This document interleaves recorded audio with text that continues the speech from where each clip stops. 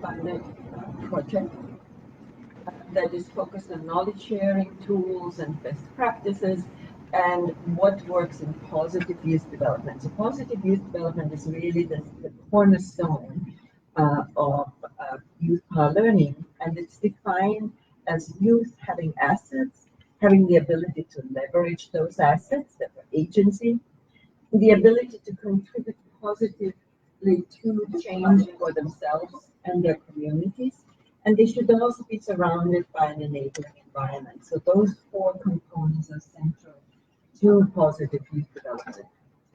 And until last year, Youth Power Learning's focus was primarily working with youth project implementing organizations.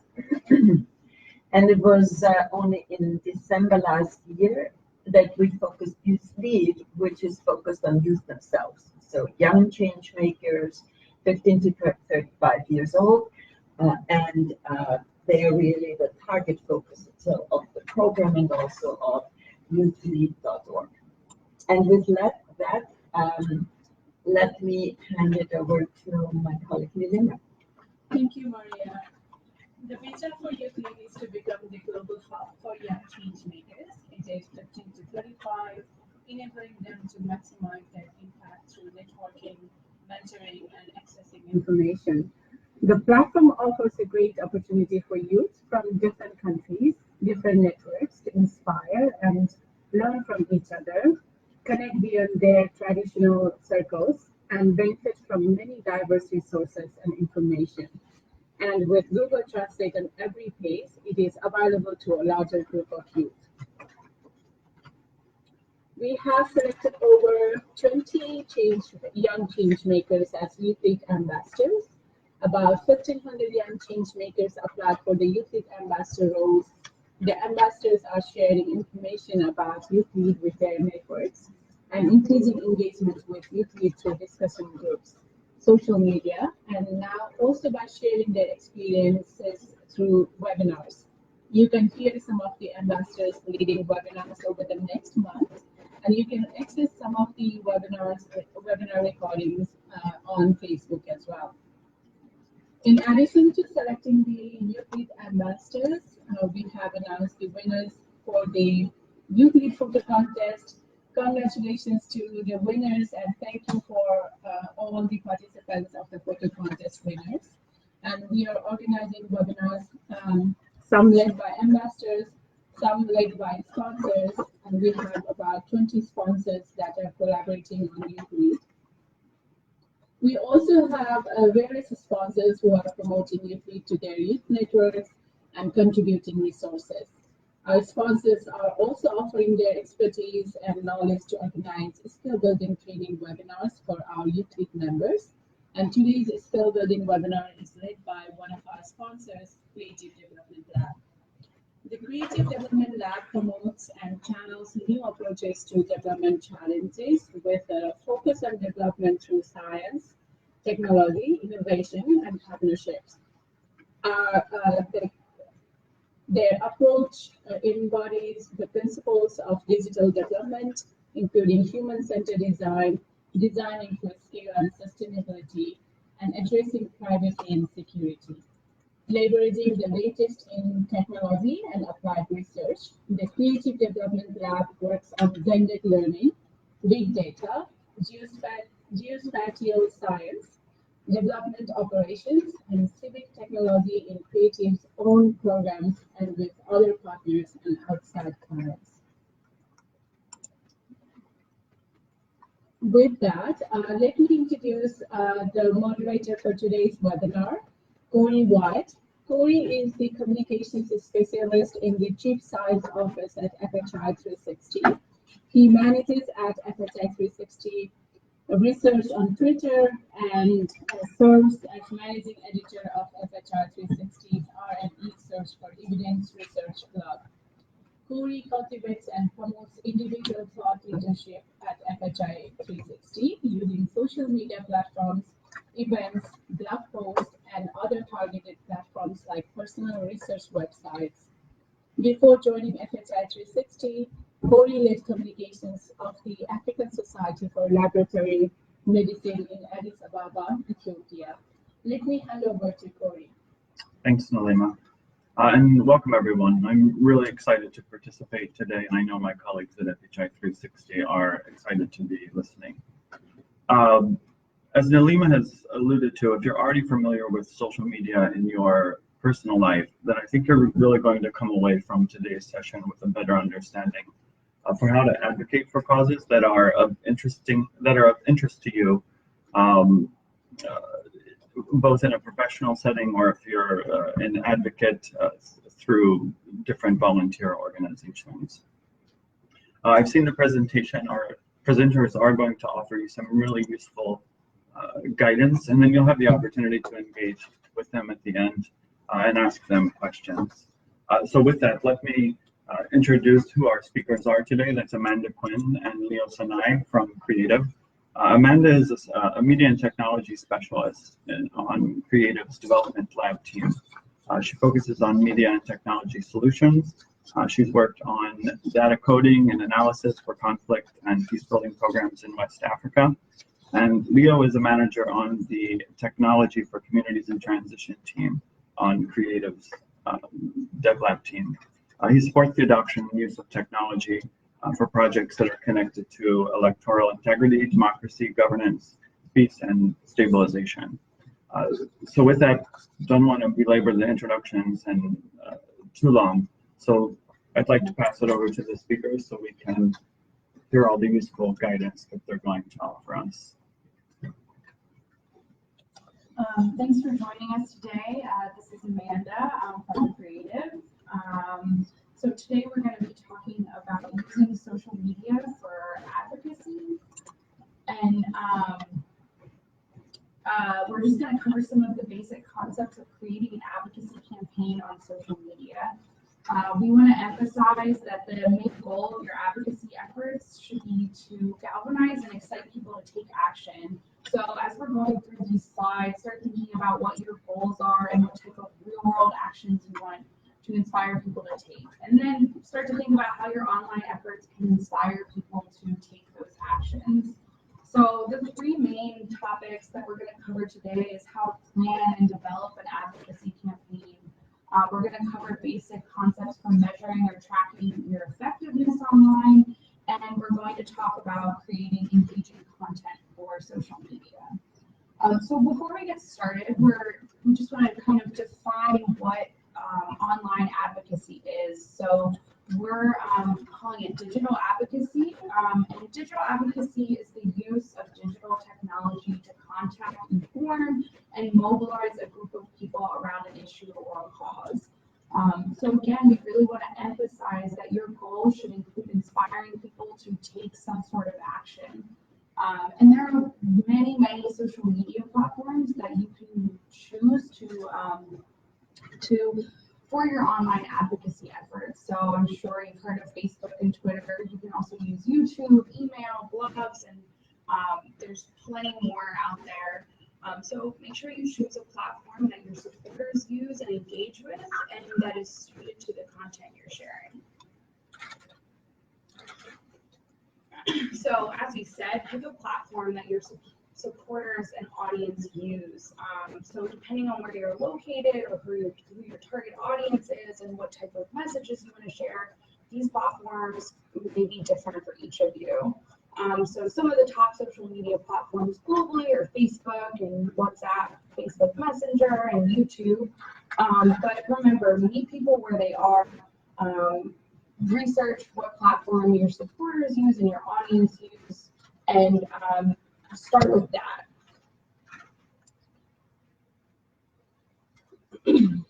So some initial steps to think about when you're planning for your advocacy campaign. The most important thing and kind of the foundation for your advocacy campaign is to really clarify your goals and objectives, and this means thinking through that direct action that you want to prompt. So for example, this could be getting people to sign a petition, having people show up for an event, donating money to a cause, or just educating people around an issue. Really research and understand your audience and your supporters. And that means meeting people where they are, And so that means also using messages that appeal to your audience. And also just evaluate the time and resources that you have and plan accordingly. That's really important as you're starting to develop a campaign. And we also just note that each social media platform is different and varied approaches should be used when creating campaigns for different platforms. Okay, so only after you've kind of developed a better vision of your goals, who your audience is, and what time and resources are available to you, then you can actually start planning for your advocacy campaign. So remember that no campaign lasts forever, right? So one of the first things you want to think about is a timeline early on for your campaign. When will it start, and importantly, when does it end? This doesn't mean, of course, that maybe the cause that you're advocating for is completely solved, but your campaign should be finite so that you have a time to stop, reassess, and maybe start again with a different strategy and apply something else different that you may have learned the first time around. So when you're developing a timeline, try to think about what milestones to include that will help you track your progress. So a milestone is simply any event that marks a significant change or stage in development, such as reaching 50% of your fundraising target, or getting 1,000 views of a video that you posted, or simply just reaching the point of your campaign where you posted everything that you plan to post. Then once you develop your timeline and have an idea of what your milestones are, you can start thinking about how you will measure success. And there are a lot of different ways that you can measure your effectiveness. For example, you can look at the number of new followers, the number of readers that you have. So some of these numbers or metrics are more complicated, but they're actually a lot of very simple ones that you can start to use immediately. And we'll take a look at some of those. So here, if you use Facebook, this should be a familiar image for anyone that has used Facebook. This is kind of the bottom portion of a Facebook post. And I took this example from an advocacy post actually on my own Facebook. There are actually a few simple things you can use right here to measure the effectiveness of your social media. So let's take a look at some of these. First thing we see here is likes, which I've circled, then there are comments, and then there's the shares. These are actually about 3 of the 4 different kinds of engagement metrics that we can talk about. So the first one is acknowledgement. Acknowledgement is those likes, right? And it's kind of the first level of engagement. This is a simple reaction to your content. It's really easy. It requires minimal to no effort. Liking a post, and we've all done it. All you have to do is click a button, but there's a little bit of feedback though that you can get. And what it does is it conveys a little bit of a public connection to the content or the brand or the goal or the idea that you're presenting. The next level of engagement is association, right? So you'll notice that these are the 4 A's, right? Acknowledgement, now association. In our Facebook example, this would be the comment. This is a little bit more of an interaction with your content. It signals a little bit more of a meaningful reaction. It takes a little bit more effort. And the third type is amplification.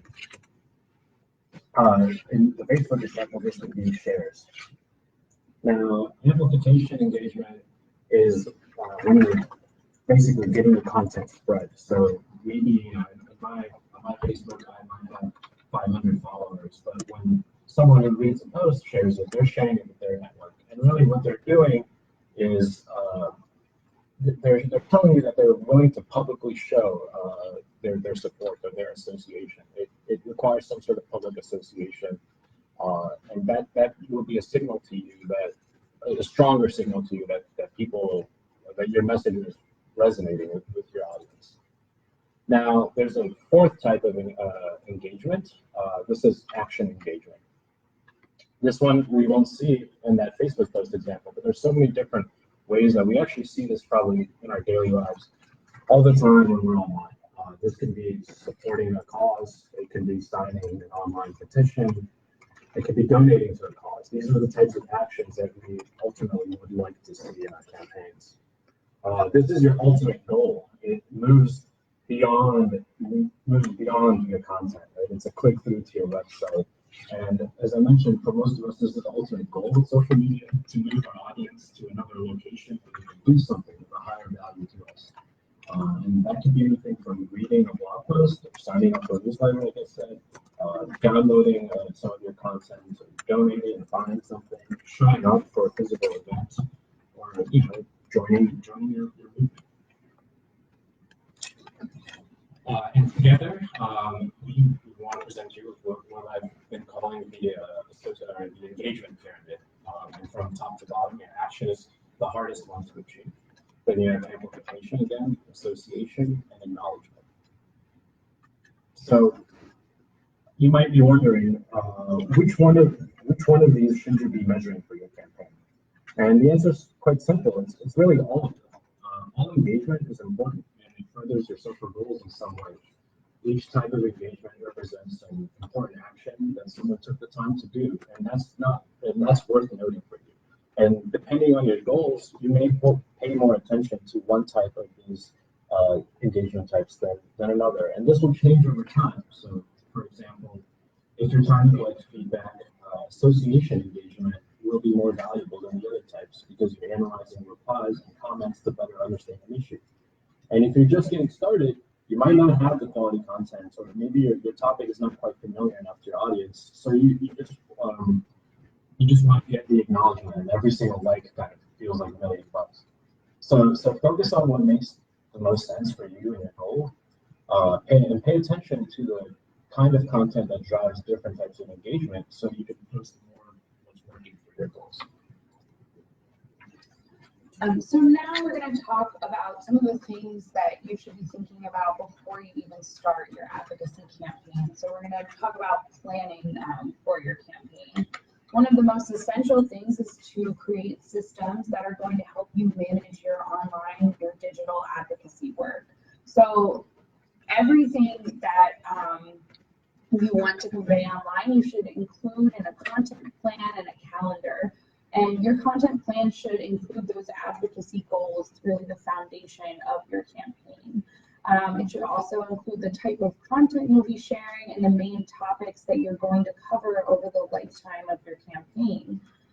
You should develop a calendar that includes a timeline of when content will be shared and when you will post requests for people to kind of take that action. Make sure that as you're starting your advocacy campaign, you integrate your online and your offline efforts. So, for example, if you're hosting some sort of event, you can use your online presence to urge people to attend that event. And then afterwards, you can follow up with key takeaways and keep the conversation going while continuing to grow your network, both online and offline.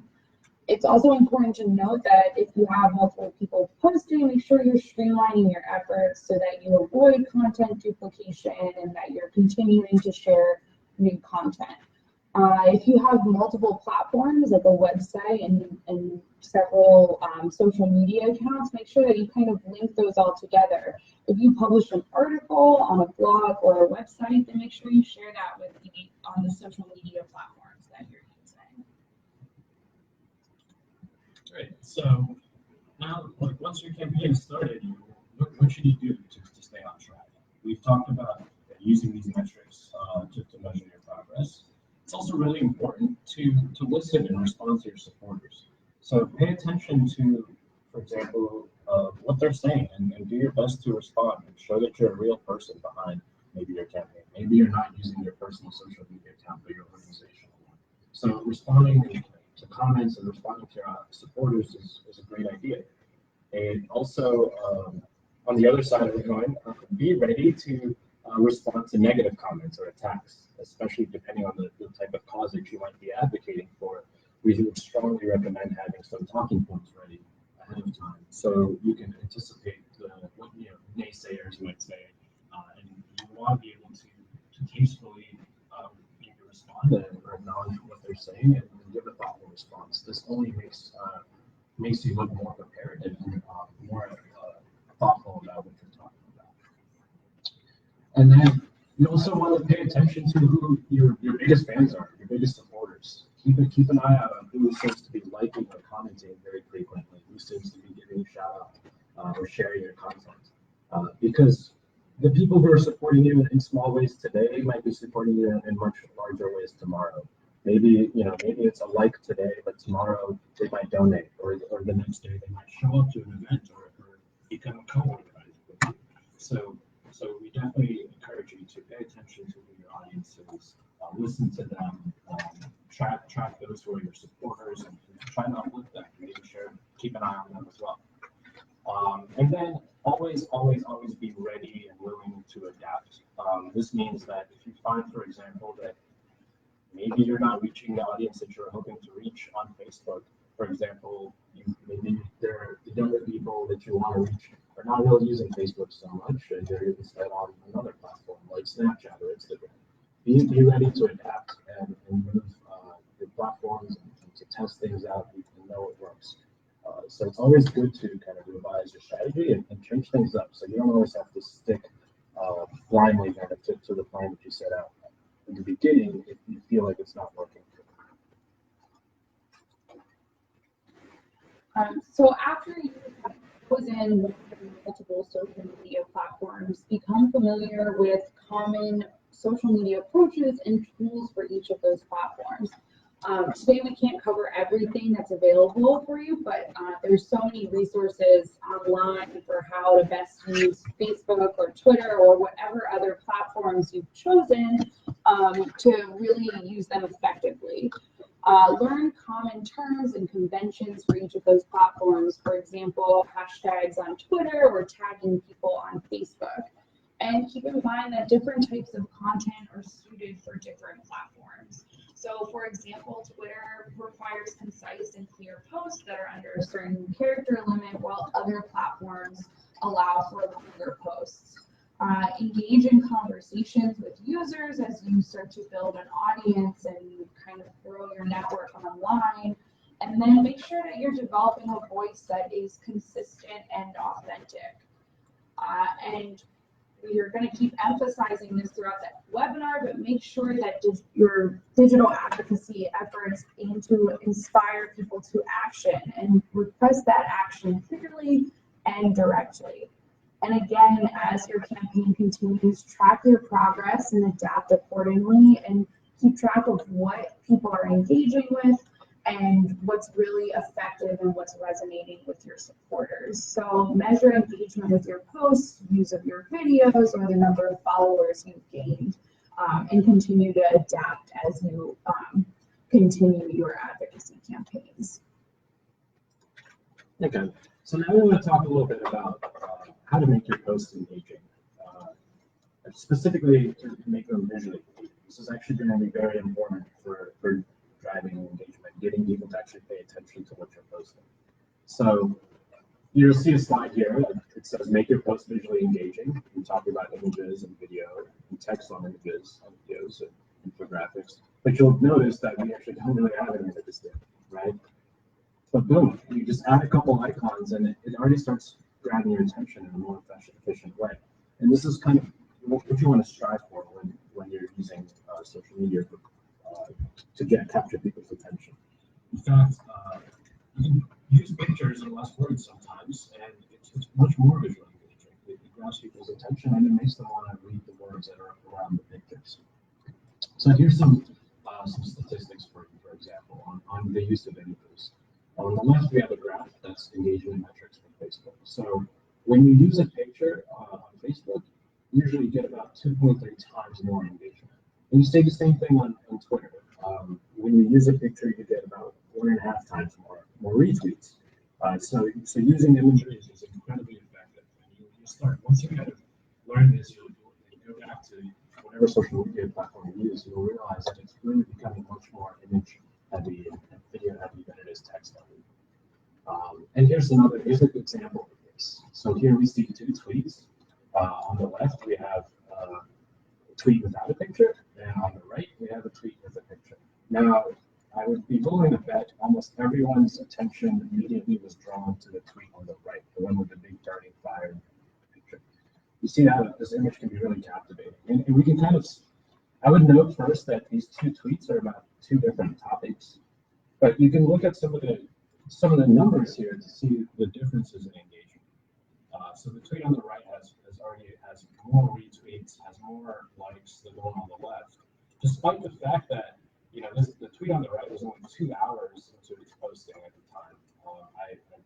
At the time that I made this, it was I think September 9th. So the tweet on the left had 2 entire more days of existing on the internet, but not nearly, I would say, as much of the engagement as the tweet on the right. So this is just a great example again of why imagery can work. It captivates your attention. And I bet by this time most people probably haven't even read what the tweet on the left is about. Now videos. Actually, I will skip to the next slide. Videos are incredibly captivating and probably better than images sometimes, and definitely more captivating than text. In fact, according to a Forbes study, 95% of viewers are more likely to remember a call to action after watching a video compared to 10% when reading it. So videos are really, really useful. And like I said earlier, once you go back to your Facebook or your Twitter, if you're scrolling right now as I'm talking to you, you notice that there's videos all over the place. So what does this mean for you? If you do use videos, we would recommend planning to use videos that are viewable and understandable without sound. In fact, 85% of videos on Facebook are watched without sound. There's a pretty simple reason for this most of the time. It's because people are scrolling through on the go. Maybe they're at work or somewhere in public, and so your phone is automatically set to not play sound when you're scrolling through social media platforms. So now you'll notice then that a lot of videos usually have some sort of accompanying text or subtitles in them. This is because we know that people are not watching without sound. A lot of brands do this. So keep this in mind. If you want to use video, try to incorporate simple text or subtitles into your posts. And then finally, we have text and images together, or infographics. These are incredibly powerful ways to communicate an idea, to get concepts across, and they're very, very visually engaging. In fact, when the images are relevant to whatever you're talking about, readers tend to spend more time looking at the images than reading the text, and the images kind of force us eventually to start paying attention to the text around it. So this is an example. I think this was for International Women's Day, a campaign for United Nations Foundation. I wish I could kind of zoom into the right, but this is basically just telling a story of a woman, an unnamed woman in sub-Saharan Africa, and what they would prioritize. So things like bed nets, access to reproductive health care, safe pregnancies, clean cook stoves, and so on. But you might also be looking at this and thinking, well, this is beautiful, this looks great, but I'm not an artist. I'm not a graphic designer. I don't necessarily have the skills or the software to put together a pretty image or graphic like this. But that's okay. It does not have to be sophisticated to grab people's attention. And here's an example. It's a very simple example from Intel, multi-billion-dollar company, or I probably guess billion-dollar company, using a very simple image to talk about TMI, or too much information. This tweet is trying to encourage people to be safe online and think about what you're sharing. Now imagine if they just said that without this image, you probably would scroll right over it, not really pay attention. But by simply adding a little bit of white text over this image and pointing out different objects or topics, it draws your attention, and it's very effective. And it doesn't really take advanced web editing skills or anything to do. Here's another great example from the World Food Program. Again, we just see some simple white text over an image. And here, they're talking about fortified biscuits and how they affect school enrollment, and they also are including data. So, always a great idea to use data to your strengths whenever you can. So as we just discussed, really think about creating content that is visually engaging and keeps the reader, the viewer's attention. But make sure your content links back to your overall goal or goals for your advocacy campaign and connects back to that call to action. So some other things to keep in mind as you're creating content, create content that tells a compelling story. Another way to get people to really engage with your content is to use figures of speech. So we saw an example of that with that Intel tweet. The term TMI is an abbreviation that's pretty common. And also post content that triggers emotions and use memorable elements in addition to pictures or videos that can just include words, phrases, and stories. And experiment and see what works, adjust as needed, and see what people are engaging with. So here we have another example from Doctors Without Borders. This was posted on their Facebook account. This is a story, and they're basically taking the viewer through a day in the life of a Canadian doctor working in Syria. You can see that she is posting directly to their Facebook account starting at 6 a.m. to really give readers a view into her day-to-day. They're also using compelling pictures to add another layer to the story. And you can see at the bottom that people are engaging with this content, including commenting, liking, and sharing. And then we have another example on the right, which you saw earlier on in the webinar. Again, this is an example of a story. It's a day in the life of a woman in sub-Saharan Africa. And this can just be a really effective way to catch people's attention and spread your message. So here's another example. This is a campaign, and we're using this as an example of how you can kind of trigger people's emotions. This is a campaign from World Wildlife Foundation. I would say it has some shock value. It might make you laugh at first, so there's really nothing funny about climate change, but the image kind of speaks for itself. They're also using some simple text to make sure that the message is conveyed clearly to the viewer. But really what catches your eye and would make you kind of pause is this image. So this is just an example of a creative way to convey a message in your advocacy campaign. So as we said earlier on, there are a lot of different platforms that you can use. And we don't really have time today to go into detail about all of them, but we do want to leave you with some tips for using Twitter and for using Facebook. As I imagine many of you use them and they're very common. So on Twitter, one of the ways that you can kind of grow your network and engage with people is using hashtags. If you're not familiar with a hashtag, it's keywords or a word that starts with a £. And hashtags on Twitter aggregate conversation topics, and you can use them to reach key audiences and expand to new ones. You can create your own hashtags, or you can use popular hashtags to gain more viewers for your content. And you can keep track of the trends on Twitter by looking at the homepage. Trends are just a list of popular keywords, phrases, or hashtags. Kind of the ultimate goal on Twitter is to create a topic or a hashtag that is trending. Another thing that's really useful on Twitter is lists, which is curating groups of Twitter accounts. And you can create your own list or subscribe to lists made by others.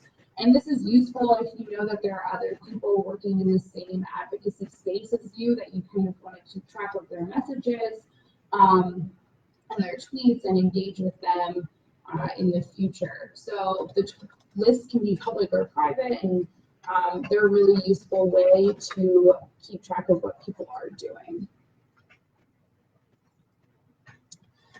And just some tips for Facebook, like we've been kind of emphasizing throughout this webinar, use videos and images in your posts. Another option is using Facebook Live. Maybe some of you are tuning into this webinar through Facebook Live. It's a great way if you have an event to stream what's happening at that event and engage people who might not be able to be there in person. As we said earlier on, share images with text, share articles, and share other people's posts, and you feel free to add your own commentary to that. ask questions in your commentary to really engage people, and keep your posts short and specific so that people, you maintain people's attention. As we've said, just kind of going back to some of these key themes, know your audience, create targeted content, create content that your audience is going to engage with and interact with them.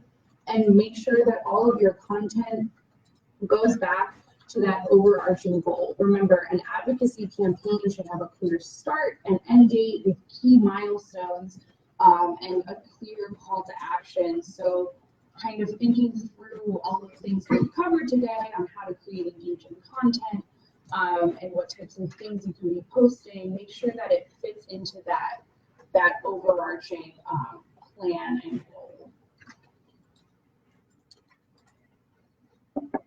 So that's it from us, and now we'd like to hear from you if you have any questions, or here to answer. So I can help manage that. But I wanted to start by reinforcing a few of the points that Amanda and Leo had shared, just from my own experience, that I think are really valuable to reinforce. I think the first one is when you have limited resources, which 9 times out of 10 or 10 times out of 10, that's always going to be the case, either in financial resources or maybe just in human power. Is really think through the strategy of how you're going to target and which platforms you're going to target and where you're going to concentrate those resources. I think also their message of understanding what defines success is really important, and where on that engagement pyramid continuum you want to land. Maybe everything you want is an action, and maybe you want acknowledgement and you're trying to raise awareness. So I think understanding how you're going to define success is really valuable. Also, the importance of having a plan, and a few different components of that, is exceptionally valuable. Understanding how you're going to engage with your supporters or respond to naysayers, because inevitably there will always be some,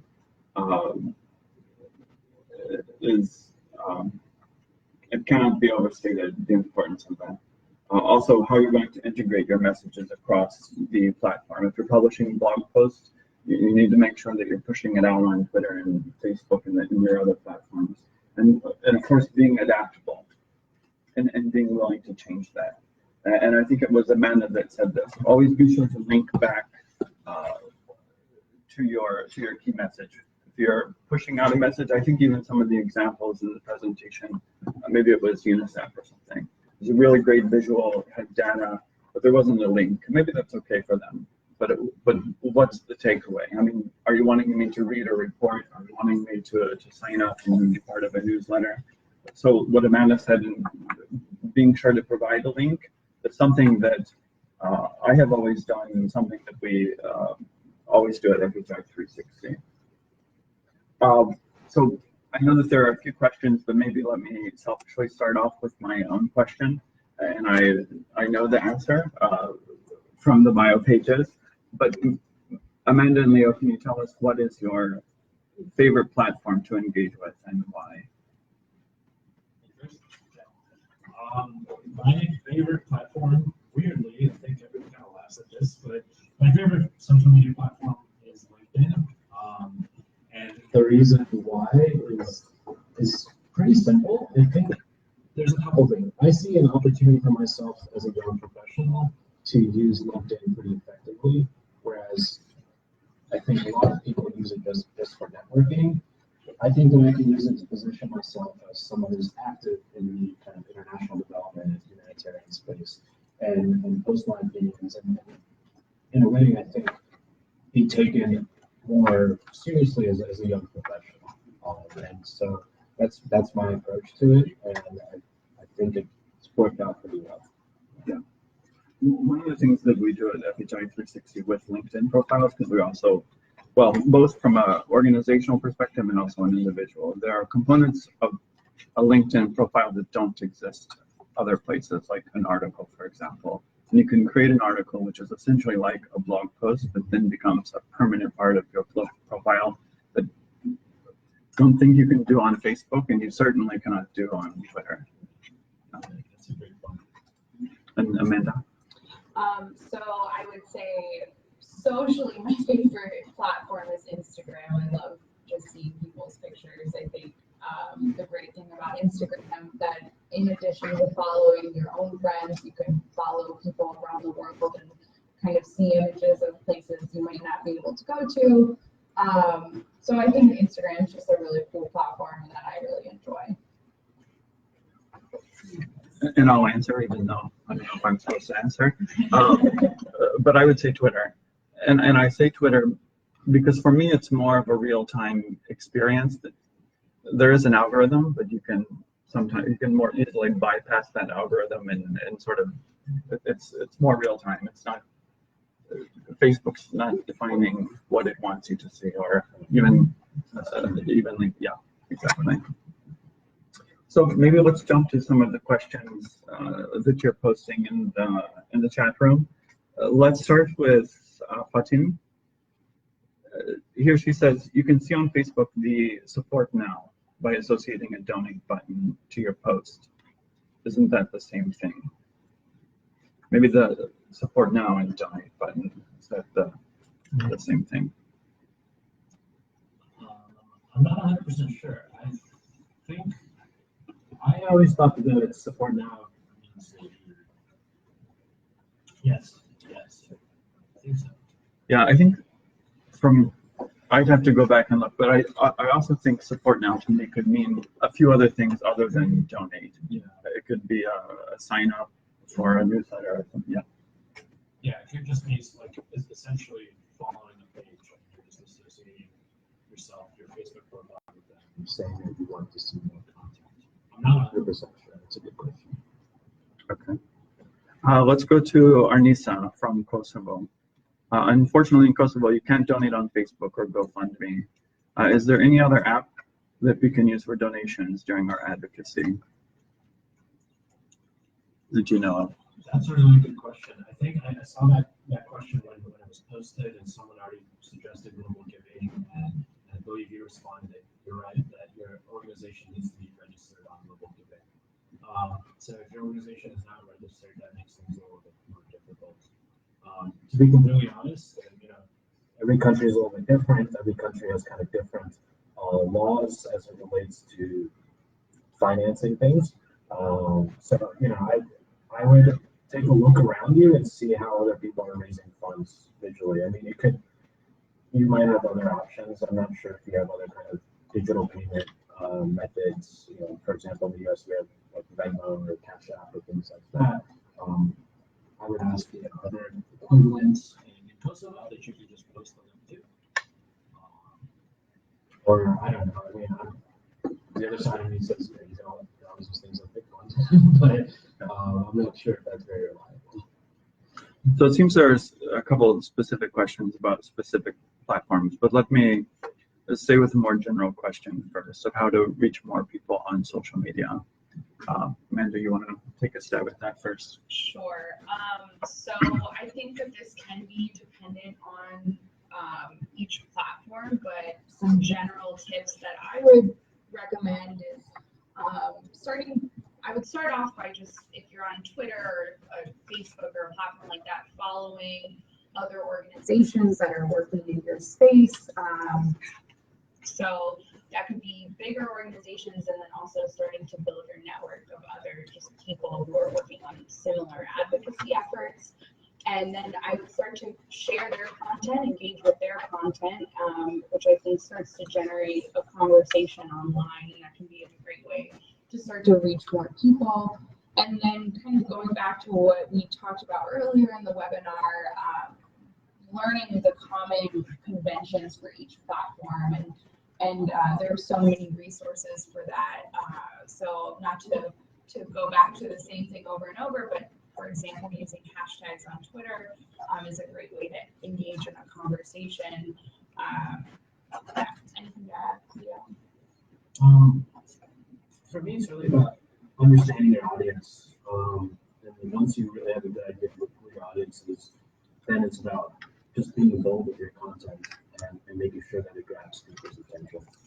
Again, which is why we emphasize the use of imagery and things like that. Don't just post a sentence with your opinion or something like that, but maybe do it over a picture and it will get people to read it a little bit better. So understanding your audience and just and having an idea of what is engaging and testing them out constantly. Testing is a really good tip as well. To see what works and see what gets more likes and things like that. And I think another thing is looking at what campaigns have been effective previously and what has really gained traction.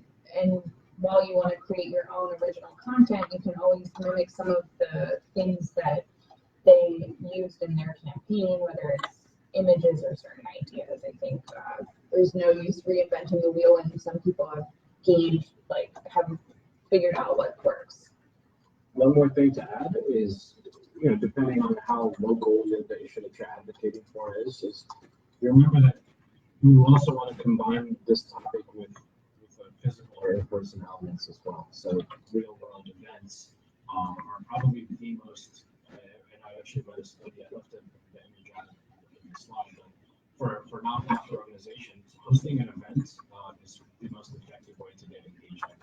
And this second and third most kind of engagement metrics come from digital ads. But complement what you're doing online with things that you're doing in real life, and then amplifying things that you're doing in real life online. So show them that you're not just talking about this online, but you're actually walking the walk in real life. You're at events, you're hosting events, you're speaking at events, you're organizing whatever kind of event with colleagues or even by yourself. So I think we'll go to a Facebook Live question now from Abdur. Being a student teacher, how can I use digital advocacy in terms of connecting my students of different diversities together, binding them to educational knowledge and content on the same page? But if I deliver all of my content in one place, then what strategy of teaching should I use to assess and achieve my learning outcomes? So how can I use digital advocacy in terms of connecting my students? Any thoughts on that? It's a hard one. I mean, my immediate thought is what do your students use? I really am a strong believer in meeting people where they are, which means basically if people like to use Facebook, then try to use Facebook. People who are using Snapchat or something, then use that too.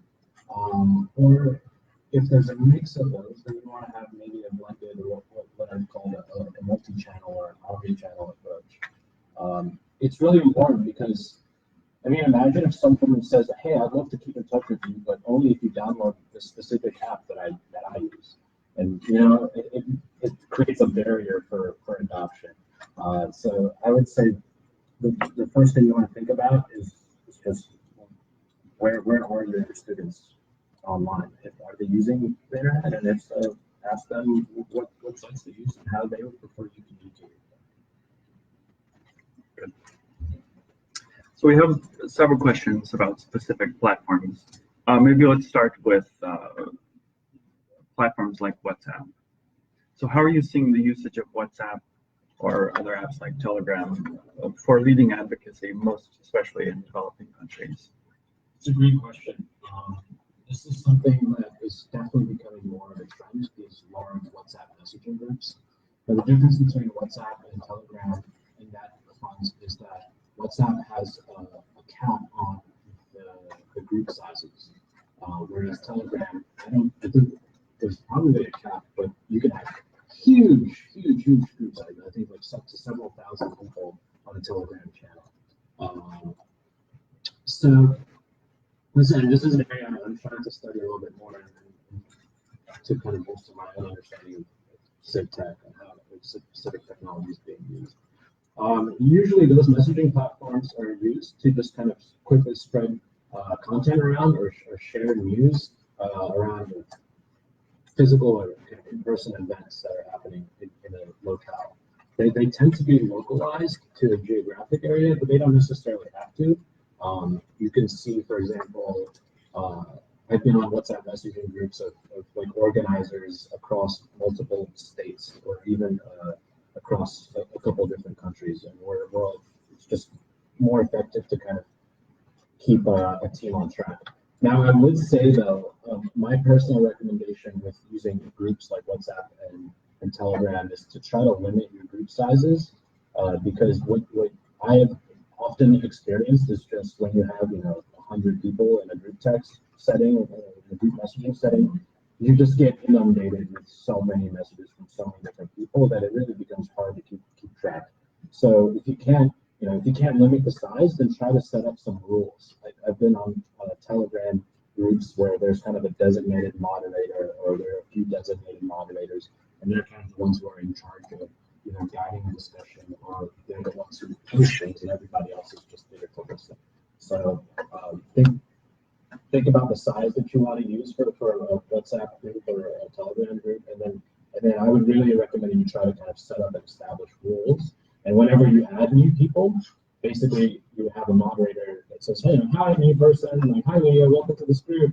There's some rules. There are only a few moderators, so please don't post anything unless we're asking specifically for it." And just to add in there, I think WhatsApp groups, in addition to being great to use for organizing around an actual event, I've also seen a lot of people use groups just to discuss, especially in the political space, discuss political events and such. So I think it's really useful in that regard. And then also, if you're having kind of smaller events, like Leo said, it's good to have these small groups, but WhatsApp and Telegram are great ways to keep people connected after an event and kind of keep the conversation going.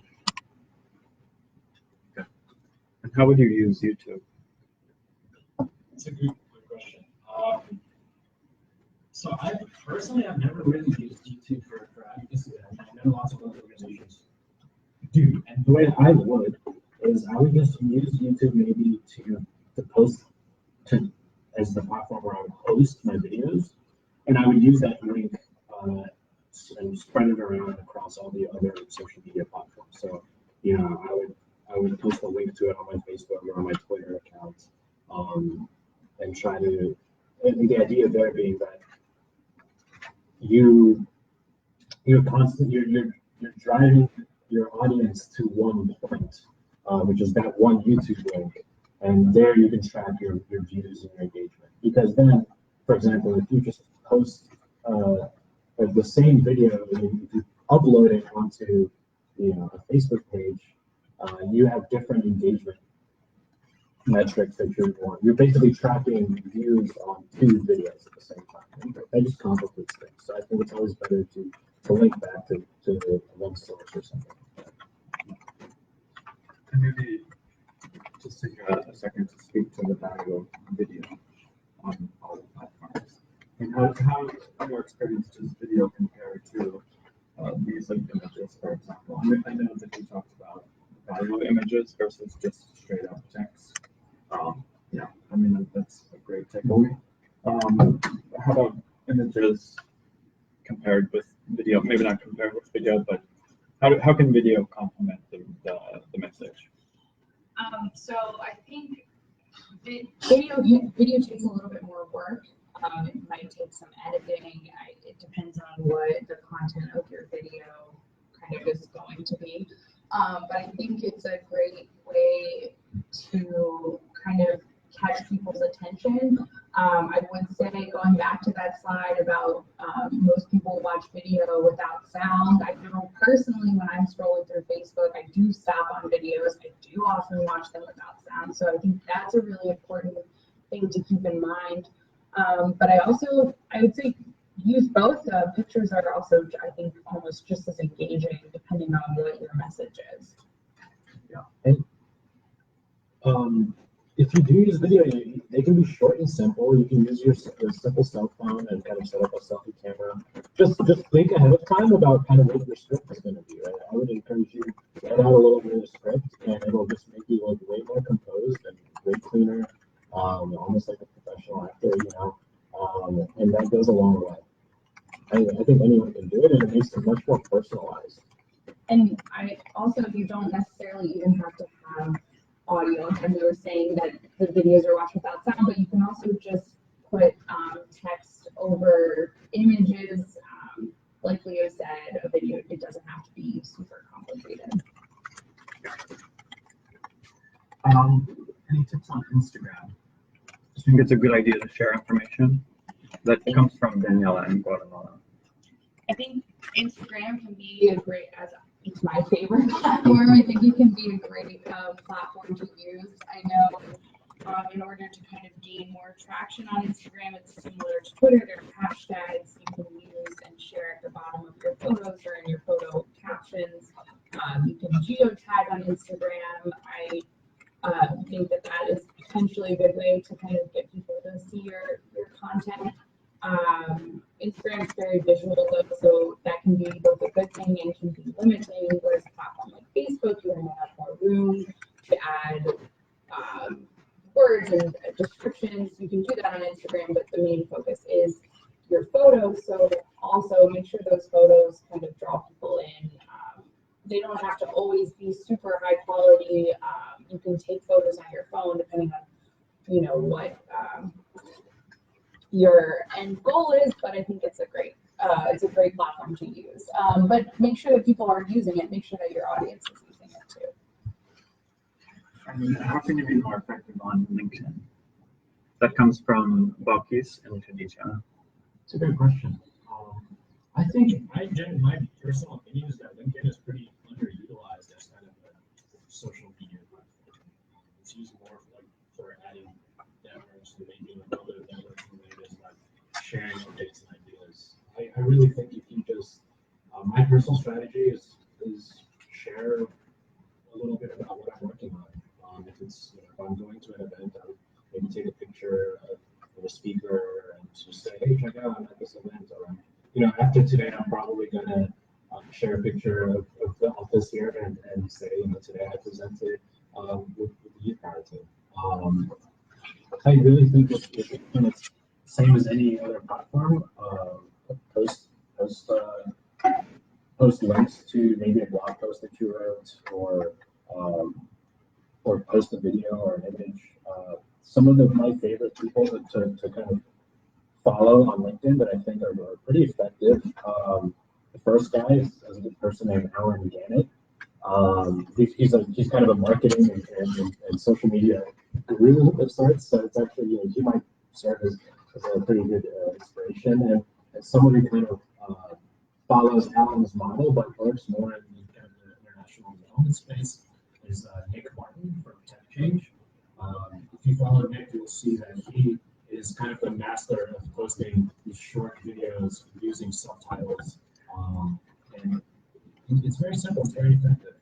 He has a segment called Nick at Noon where he posts almost every day. A short video where he's just kind of interviewing a colleague and asks about what they do and any tips that they have. So I personally think LinkedIn is just underutilized. So just post things, share articles and share your opinion, ask questions, and see how people are reacting.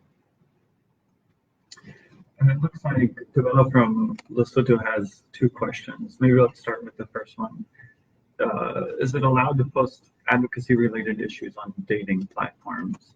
It's one platform we didn't talk about. That's a cool question. That's a really good question. I don't think there are any rules. Yeah, there's no rules. I would just, if you want to, go for it. Yeah. I think that's actually a really creative way to answer costs. I fully support it. And another question, or the second part, paying for Facebook pages. Should you pay for Facebook pages to have a multitude of people? Maybe we're getting into promoting posts here. That's a good question. That really depends on the resources you have available for you. If you're kind of working for an organization and you guys have some money to spend, I personally actually do encourage the idea of paying for posts, for ads, using Facebook ads, if you've got the money for it. And I would actually encourage people to use a method that's called A/B testing. You can look it up. A/B testing is very simple. It's just basically where you share two versions of the same message, and you're essentially testing which version is getting more engagement and getting more likes. And that's very helpful because allows you to test kind of different messages and see what resonates with people. Amanda, No, totally agree. And from my experience, typically Facebook promotions are affordable, more so than yeah, Twitter, for example. yeah. Anthony from Ghana has a question. What is your advice for those who always go on social media but do not learn from the varying information that's being posted? I ask this because many of my friends are social media gurus, but they don't implement what they learn and keep saying we are waiting to get employed. And what? I don't know if that's a pasting in typo. So how do you get people engaged? I think is what it comes down to. Okay. So I'm just reading this question. When I'm reading the question, it's how do you learn or how do you get feedback from what you're doing? For me, I would look at what is trending or what's popular and try to examine. Nope. Sorry. Look at what is trending. First, look at the topics that you care about and see how they're being discussed online. I think Amanda has mentioned this point a couple of times. I would just study from the people who are doing it well. Maybe try to engage with those people directly, or comment on their content. Position yourself as someone who's knowledgeable about that topic. But I think it's really about studying that space, maybe emulating some of the people who are successful. And another question from Fatin. Would you share some tips on how to hashtag to ensure visibility? Sure.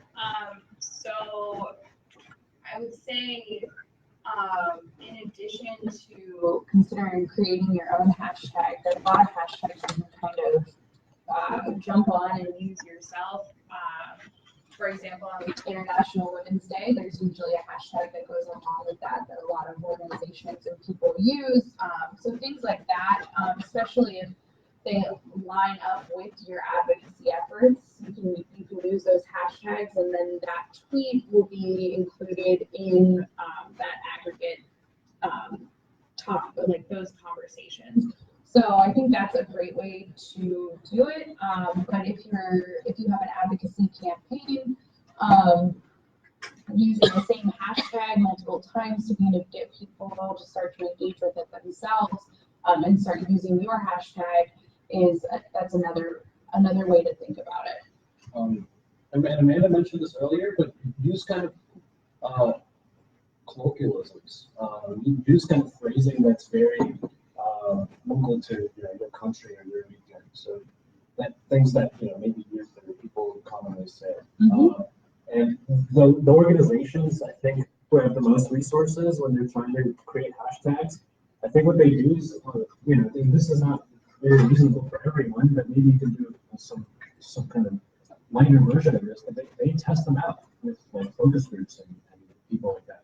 So, maybe you can try, if you have the ability to assemble a focus group and you present them with, option A for a hashtag and option B, and which one do you like more and why. Trying to collect feedback that way could be very helpful.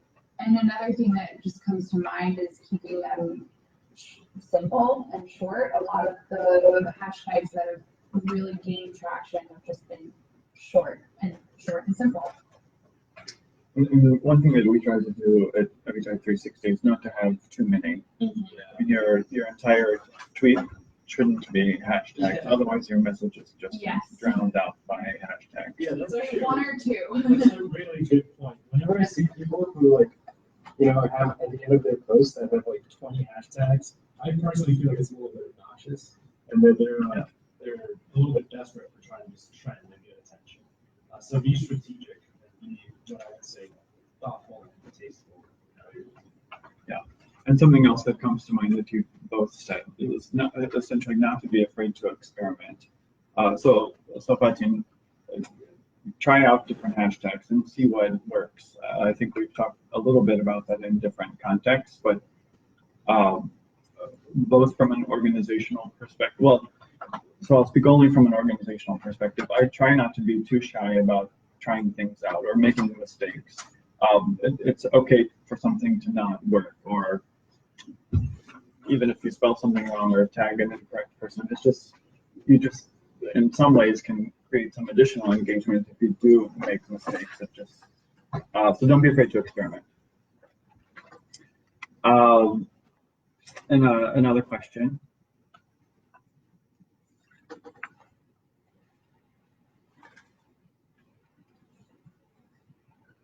So, do these tips work for personal branding on social media, or specific for only an organization?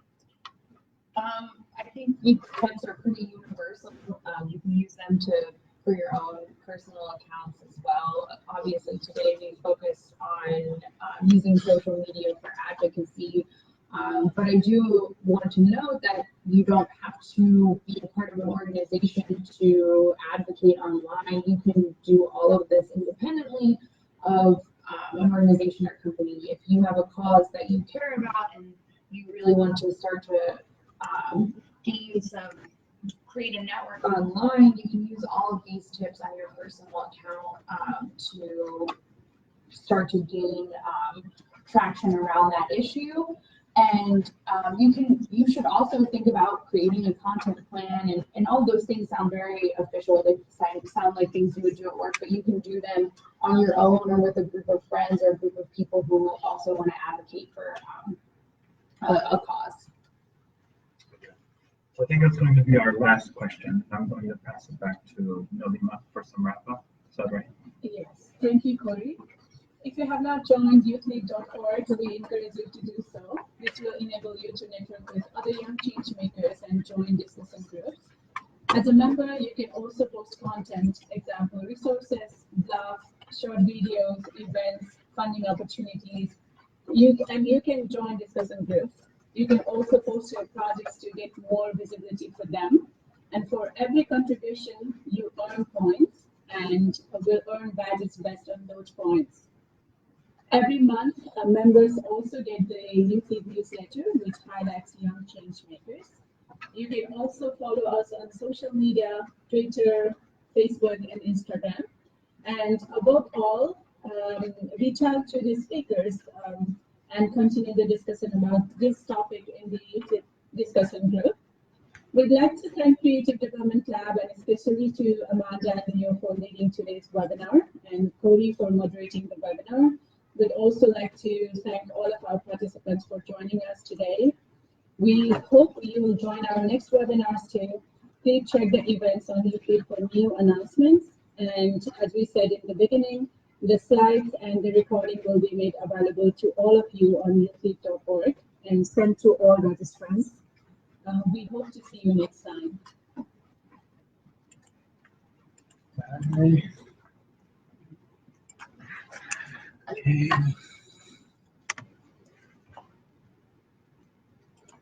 Okay. Thank you. Yeah. Thank you. Thank you.